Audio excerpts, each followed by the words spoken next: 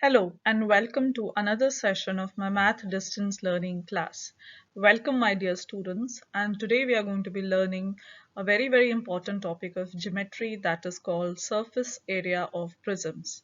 So let's get started with the lesson. Before we proceed to the lesson, I would like to make a humble request to all my viewers, to all my dear students, to like, share and subscribe to my channel Mathematics Made Easy. As I have started this channel new, it's going to be really motivating for me if you do the same, so that it motivates me to make more and more math videos and creative content for all my dear students. And also, I would like to wish all my dear students a very happy Ramadan. So from my side to all of you, all my viewers, all my dear students, Ramadan Mubarak. Okay, so let's get to know the learning objectives of today's session. In today's session, we'll learn how to find the lateral or the curved surface area of prisms. After that, we'll learn how to find the total surface area of prisms. And finally, we will solve some problems based on the surface area of prisms. So let's get started with this useful topic for grade 9 and grade 10. Okay, so before we learn how to find the surface area of a prism, let's recall what do we mean by a prism? What is a prism actually? So here on the slide, you can see I have put in so many pictures of different types and different examples of prism. So looking at these pictures, I'm sure you will recall the definition. So I'm going to read it for you to remind you of what is a prism and how does it look like. So a prism is a three-dimensional solid that has two congruent and parallel faces that are polygons. The remaining faces are rectangles, and a prism is named by its faces. So as you see here, very important definition. First of all, it is not a two-dimensional object. It is a three-dimensional object that we are talking about, the prism. So three-dimensional solid means we can hold it. It has some area and it will occupy some volume. Okay, so it is a special kind of a solid. In fact, it has two congruent and parallel faces that are polygons. So this is very important. This is what distinguishes a prism. So if you look at the examples here, if you look at the different types of prism I've shown here, let me just remind you of prisms with the first part. Triangular prism. As you see, the opposite faces of this rectangular prism or this triangular prism, looking at the name, it is triangle here. So these are going to be congruent. They will have the same area and they are the parallel faces of this triangular prism. Similarly, if the face or the base of the prism is a pentagon, then it is called pentagonal prism. That's the second example I've taken here. And again, the bases or the opposite faces of this prism, the pentagonal prism I'm talking about, are going to be congruent. So they will have, these two pentagons will have the same area. Okay, so this is all about a prism. Now that we know what is a prism, let's see what are its different types. Now, basically the rule is that a prism is named after its base. So just looking at the base of the prism, you could name it or you could categorize it or you could classify it, whatever you call. So if I have a triangle base, then it is called triangular prism. If I have a square base, then it is called square prism. If I have a base which is a pentagon, then it will be pentagonal prism, and so on. So it shows that the naming of the prism, the type of the prism is very important. It is based on the base. So looking at the shape of the base, you could decide. Again, in the second picture that you see here, the word cross section is mentioned. So let me remind you, what is cross section? So if you take any solid and you cut through it or you slice that solid, what you're going to be getting is a cross section. And here I'm not talking about any cross section. I'm talking about the cross section of the prism which is parallel to the base. So if you have a square prism, you know the base is in the shape of a square and you try and slice it parallel to the base. That's what cross section you are going to be getting. the shape of a square. That's why it's called square prism. Again, if you have a cube, so cube, we know all faces are equal, they are equal squares. If you try and find a cross section of a cube, it will come out to be a square. So this is quite easy. Just looking at the base, you could name or categorize the prism accordingly. Okay, students, so moving on, now we are on the first learning objective. We are trying to understand what is lateral surface area of a prism, and we will understand this concept and then we'll see some examples. So let's get started. Now, lateral area or curved surface area. Sometimes students get confused in these two terms. Let me remind you, these two are different names of the same concept. So the formula that we are going to be learning for finding the lateral surface or the curved surface area of a prism is going to be exactly same. So let me explain this concept to you with the help of an example. So here you see a prism. Now, if I may ask you what should be the name of this prism, then you have to go to the base and look at its side. Yeah. So if you count, this base has 6 sides and they appear to be quite symmetric, quite equal. So this is an example of a hexagonal prism. So if somebody asks you, find the lateral surface area or the curved surface area of this prism, then what you are going to be doing, you are going to be applying the formula and you are going to be adding up all these lateral faces or the curved faces of the prism to get to your answer. Okay, so let's now understand the formula that will be used to compute the lateral area of a prism. So this is the first key concept of today's lesson, which I want you to remember, students. So I'll read for you the formula. The lateral area L, so capital L is the notation that you are using to denote the lateral area of a prism. That is given by L equal to P times H. And here H is going to be the height of the prism, which will be generally given to you in a question. And then P is the perimeter of the base. Now this is a very, very general formula and it is going to be valid for any right prism. Now depending upon your base, if your base is a triangle, you're going to be taking the perimeter or the sum of all sides of that triangle. If your base is, for example, a rectangle, then you are going to take the perimeter of that rectangle. So accordingly, this formula, very general formula, is going to change. The steps to reach to your answer are going to change a little bit depending upon the change in finding the perimeter of the base. So according to the base, you need to find the lateral area. Okay, students, so let's take now the first example for today. So I'll read the question for you first.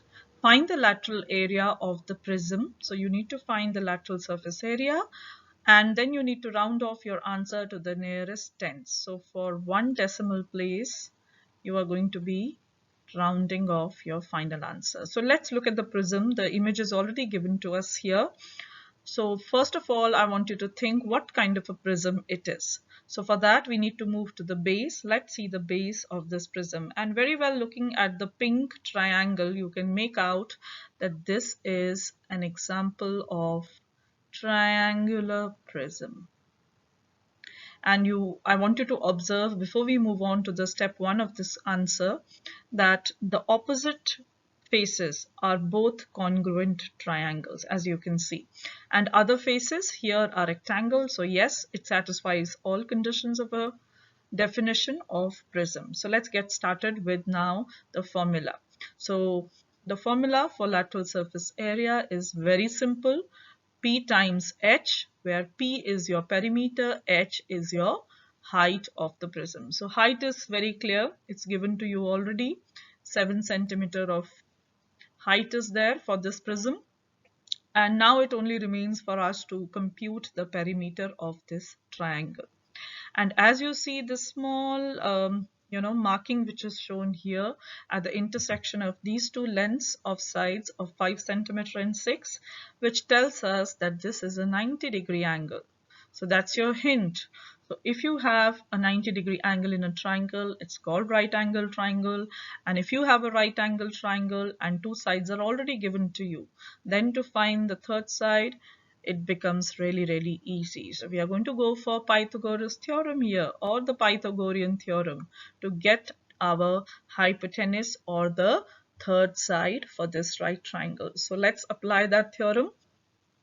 So I'm quite sure that all my students out here are remembering the formula for Pythagorean theorem. It says that when you have to find the length of the square of the hypotenuse, that is going to be equal to the sum of squares of the length of other two sides. So my c square, if my c, small c, is the length of this unknown side, I'll write here for you. Then c square is going to be 6 square plus 5 square. So you just square and add them, so you get 61, and then finally you round it off to get your square root, and that will be the length of your C side. So C has come out here 7.8. We have taken only the positive square root, definitely, because length cannot be negative. So I think we are done with the most important step for the solution, because we've got our only unknown, which was the third side. And now that we have all the three sides of the triangle, it becomes very, very easy to just find the perimeter by adding them all. So the perimeter here would become the sum of all the three sides of the triangle. So that is 5 plus 6 plus 7.8. So it comes out to be here 18.8, and because perimeter is nothing but we are adding the side, so the unit will also be same. Yes, so we have got the perimeter. We already had the height as 7 centimeters. We just multiply both of them and simplify to get our answer. So the final answer for the lateral area of this triangular prism comes out to be 131.6 square centimeters. So because it is area, remember the unit will be square. You are multiplying two lengths now. So unit is also important. So that completes this question, the first example. Let's move on and get to know more about prisms. Now we are on the second learning objective for today, that is the total surface area. Now, once we have the lateral surface area, total surface area becomes very, very easy. And before we move on to the formula for total surface area of a prism, let me remind you by the means of a small animation, a very nice animation here, what actually is the total surface area. So whenever you have any sort of solid, it is made up of different kinds of faces. And in particular, the solid that you see here, it is made up of 6 faces, which I have separated in this animation. So the front, the back, the top, the bottom, the left, and the right. So if you actually go back and try and recall the name of this solid, then you would say you would be easily identifying that this solid is a cuboid. Okay, so it has 6 faces and opposite faces are rectangles. So this is one example that clearly explains to you the concept of total surface area.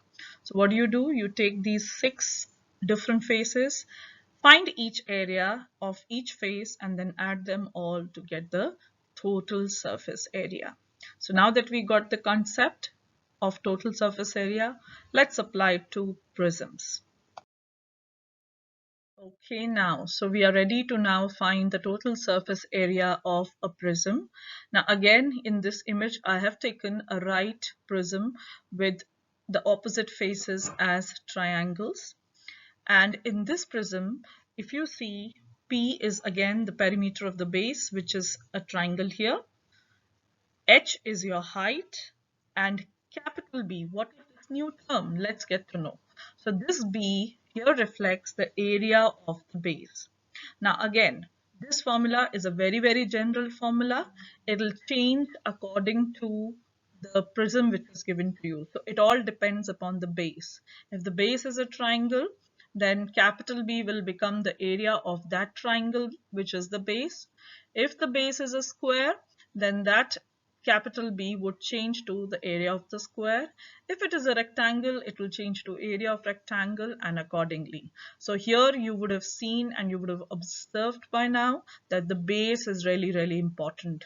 The capital B, which is the area of the base, and the capital P, which is the perimeter of the base, both are dependent upon the base, and height would always be given to you in the question. So I want you to learn this formula. That's your key concept 2 now. very, very important, which we are going to be using in the slides to come to solve questions.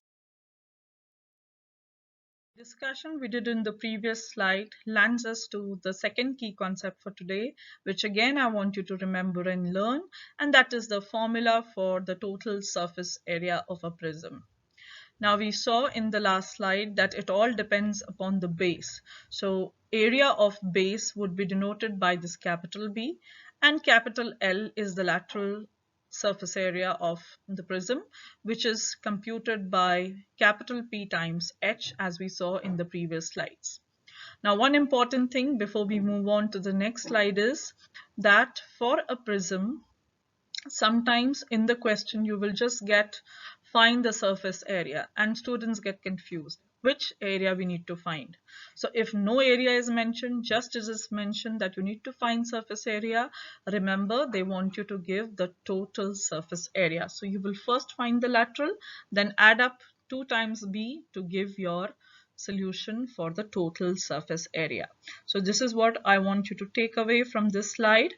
Capital S, which is the total surface area, is equal to the lateral surface area plus 2 times the area of the base, or you could say that as PH plus 2B.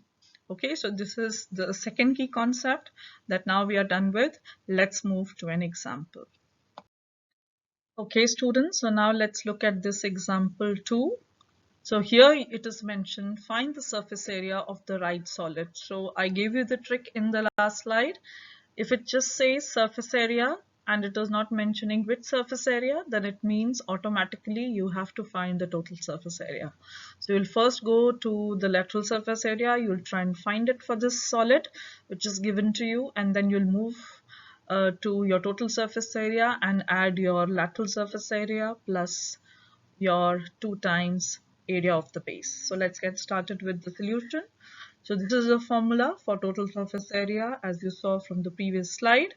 So when I talk about the area of the base here, so in that case the base, as you all see, is a triangle, and the area of the base of a triangle is half times base times height. So both the lengths are given to you, just plug them in the formula for area, and you will get your base of the triangle as 30 centimeters square. So that completes one part. I will write the unit here because unit is very, very important. And now we need to find the lateral surface area. So for lateral surface area, you need the perimeter of this triangle. And as you saw in the slides, previous slides that we have done, when it is a right angle triangle, we go for Pythagoras theorem. So let's plug in the length of the two sides, 5 centimeters and 12 centimeters, to get the hypotenuse. So it comes out to be 169, that is c square, but we need the length of the side. So we'll take the positive square root, and it would give us the third side of the triangle, or your hypotenuse of this right triangle. Now we have all the three sides. We can easily add them up to get the perimeter as 30 centimeters. Okay, so we have got the perimeter, we have got the area. Now we just need to plug in the formula. So we substitute the values, and as you can clearly see, the height of the prism is given to you as 10 centimeters. So instead of capital H, you are going to be substituting 10 centimeters. Instead of capital B, you are going to be substituting 30 centimeter squares. That was your area. And for capital P, you substitute 30 centimeter. Now this is all about calculation. Simplify, add the two areas, and you get 360 centimeter square as your surface area or total surface area. I hope this example was very, very useful to understand how can you compute the total surface area of a given right solid or a given prism. Okay, students, so now I want you to solve a question with me. Let's solve together this question on guided practice. So I will read the question for you first. Find the lateral area and surface area of the prism. So the prism which is given here, you can look at it. All the faces of this prism looks like rectangles. So definitely this is an example of rectangular prism because the base is a rectangle.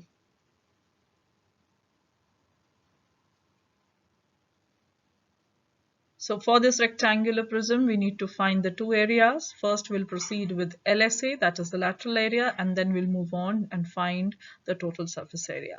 So let me remind you the formula for LSA, that is P times H, where P is the perimeter and H is the height of the prism. So height is very well clearly mentioned here for the prism. I've already marked it here for you. Height of the prism is 15 meters.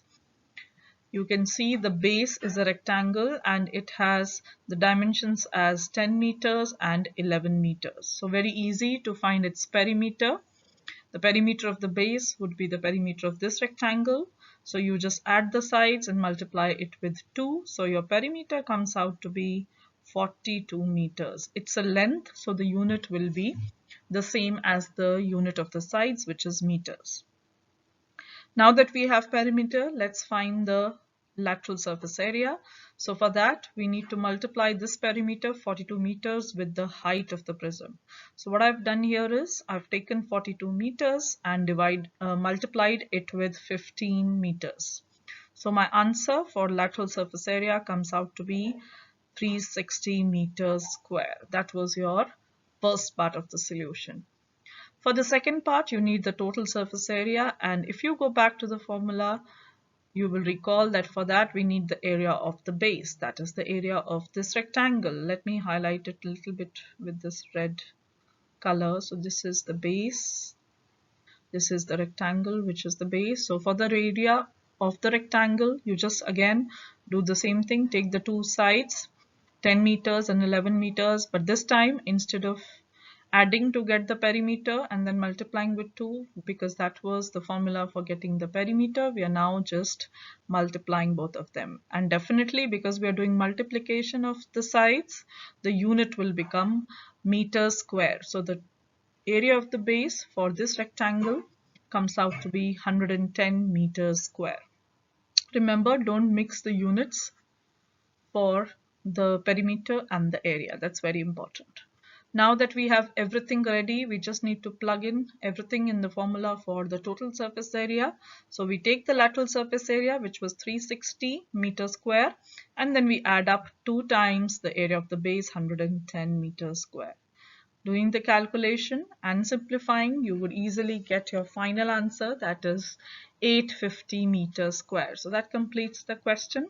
I hope all the steps are clear to you, and this is one of the important questions that can be asked for your exam for a long question. So with that last slide, we have finished the third learning objective also, where we solved some problems on lateral surface area and some problems on total surface area for different kinds of prisms. Some were rectangular, some were triangular. Now what I want my students to do is to test themselves, to test how much they've understood. I have here put up 2 questions for you. I want you to try them yourself, solve it in detail using the formulas, using the steps, and then check your answers with me by typing your answers in the comment section. I would be more than happy to look at your responses and then give you the correct answer in the comment section. Okay, so now we are towards the end of the today's session, and before we complete the lesson, let's summarize what we have learned today. So what I've done here on this slide is I have made a table of the 2 important formulas that you have seen in today's lesson, and I've given you the formula with the notations. So this is like a very important formula list. I would want you to remember this and to write it somewhere in your notebook, wherever you sit frequently, so that you can learn them and remember them, and then finally apply them to solve the correct questions. And before I end my today's video, let me remind you to revise what we have learned today in the session, and I will be looking forward to meeting you in the next class. Don't forget to like, share and subscribe to my channel, Mathematics Made Easy, for learning more of mathematics and for more of such videos. Thank you so much, my dear students, for taking out time and watching this video. See you in the next class. Bye, students.